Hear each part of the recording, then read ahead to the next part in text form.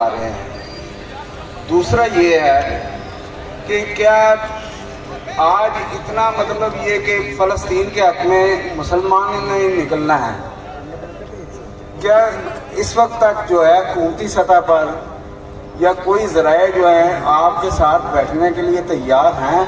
हमारे ज़राए का कहना है कि मौलाना फजल रहमान साहब आपसे रब्ता। बहुत शुक्रिया। मैं आपको बताता हूँ। पहली बात यह है कि इजाज़तनामा मौजूद है, हम मीडिया पर आपके सामने पेश कर देते हैं। और दूसरी बात यह है कि हमें कल ये राब्ता किया गया कि मुज़ाकरात हम आपसे बात करने के लिए तैयार हैं, लेकिन शर्त यह है कि आप अपने मार्च को रोकें। तो मार्च तकरीबन 24 घंटे हो गया है, यहाँ रुका हुआ है, लेकिन हुकूमत की जानिब से किसी जानिब से मुज़ाकरात का कोई अमल शुरू नहीं किया गया और ना ही राब्ता किया जा रहा है, ये तय कर लें।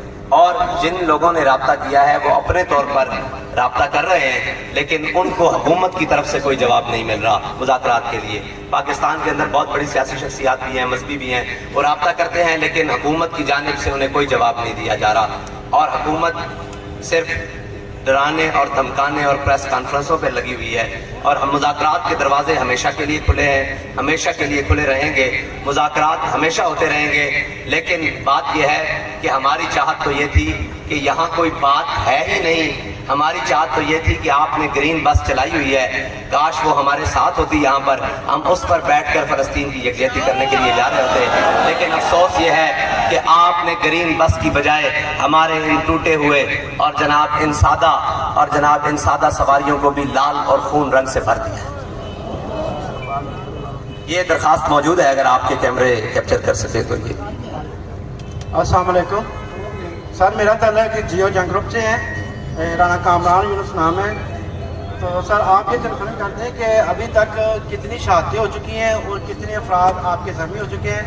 और दूसरी बात है कि आपके खिलाफ जो रुकावटें खड़ी की जा रही है, ये धरना आप कब तक जारी रखेंगे? ये धरना नहीं है भाई, पहली बात तो ये क्लियर है जी। आपका सवाल ये है कि शहादतें कितनी हो चुकी हैं। शहादतें इतनी बेशुमार हैं कि हमसे लाशें भी छीन ली गई हैं, और अस्पताल के अंदर जख्मी जो क्रिटिकल जख्म थे, बहुत सारे लोग जो हमारी आंखों के सामने तिब्बी इमदाद ना मिलने की वजह से शहीद हो चुके हैं, और बहुत सारे रास्ते में और बहुत सारे जाकर अस्पतालों में जिनको गायब कर दिया गया है। हम इस वक्त कुछ भी हतमी तादाद नहीं कह सकते कि जनाब कितनी शहादतें हो चुकी है, बेशुमार है।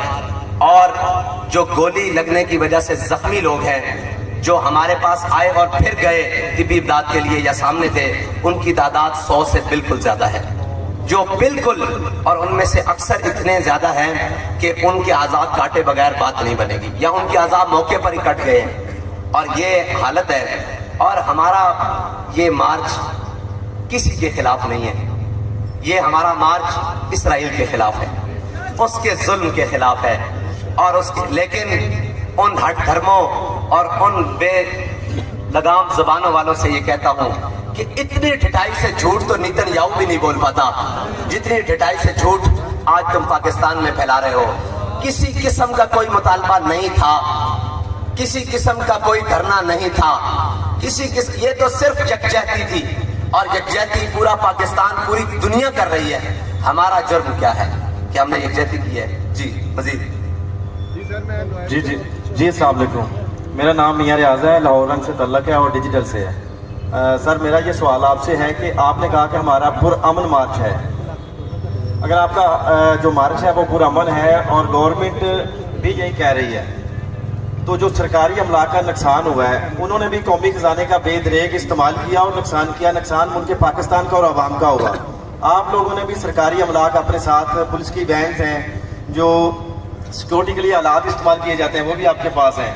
तो दोनों का क्या नुकसान हुआ और मुल्क पाकिस्तान और अवाम का क्या नुकसान हुआ, जरा जवाब दीजिए। देखें जी, हम घर में मौजूद थे, हमारी क़यादत में से पीर सैयद ज़हीरुल हसन शाह साहब को गिरफ्तार किया गया, हमारी तरफ से कोई रद्द अमल नहीं आया। हम पुरअमन थे कि कोई बात नहीं, गिरफ्तारियाँ हद है। उसके बाद हमारे घर पर, वहाँ मस्जिद रहमतुल आलमीन के साथ भी और बाज़ार में भी, वहाँ उस रात में 8 अक्टूबर की रात को, ये तो आप देखें कि 8 अक्टूबर एक बड़ा अहमियत का हामिल है। उस दिन मुसलमानों को गोलियां मार के शहीद किया गया। اور 13 زخمی کیے گئے اور 2 شہید کیے گئے۔ اس کے بعد یہ سارے واقعات ہوئے اور اس کے بعد ہر طرف سے نفری اور جناب فورسز کا استعمال کر کے زبردستی اس کو روکا گیا۔ لیکن صاحب ظاہر ہے جب آپ کسی کا خون بہائیں گے تو مزاحمت تو آئے گی۔ آپ کسی کو گھر میں بیٹھے ہوئے گولی مارنے کے لیے آئیں گے تو اس کا حق تو بنتا ہے کہ وہ اپنے آپ کو بچائے اور آپ کو روکے۔ تو یہ جو کچھ ہوا ہے وہ اس کا مطلب ہے۔ اور جو قومی خزانے کا طریقہ ہے استعمال وہ یہ ہے، اور اگر آپ کی توجہ میری جانب مبذول رہے یہ تو آپ دکھا رہے ہوں گے، اور قومی خزانے کا جو بے دریغ استعمال ہے وہ یہ قومی خزانے کا دریغ۔ افسوس اس بات کا ہے کہ آپ یہ دیکھ سکتے ہیں بڑا واضح لکھا ہوا ہے کہ میڈ ان پاکستان۔ غزہ والے ہم سے بازی لے گئے کہ وہ شہید ہوتے ہیں تو میڈ ان اسرائیل کے اسلحہ سے، ہم زخمی شہید مضروب شدید زخمی ہو رہے ہیں تو وہ میڈ ان پاکستان سے۔ ہم بھی میڈ ان پاکستان، ہمیں مارنے والے بھی میڈ ان پاکستان، جس اسلحہ سے مارا جا رہا ہے وہ میڈ ان پاکستان۔ تو آخر کون لوگ ہو تم، گولی کیوں چلا رہے ہو؟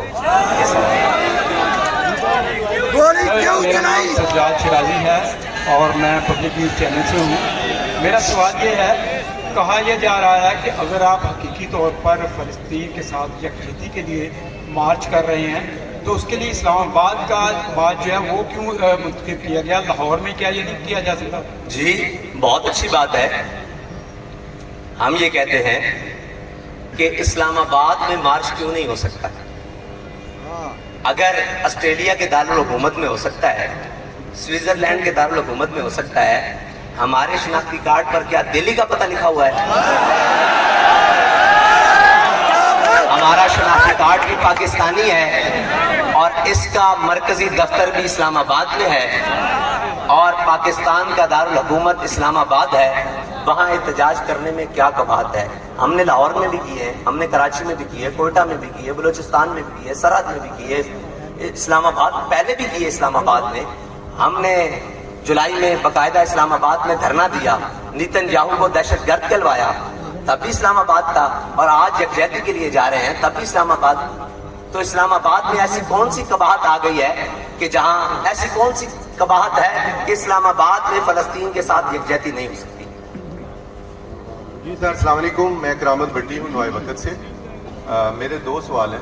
پہلا سوال یہ ہے کہ مفتی منیب الرحمان صاحب اور اہل سنت کے دیگر علماء نے آپ سے گزارش کی تھی کہ مارچ کو ختم کیا جائے، اور انہیں حکومت سے بھی کچھ بات کی، تو اس حوالے سے آپ کا رسپانس کیا ہے؟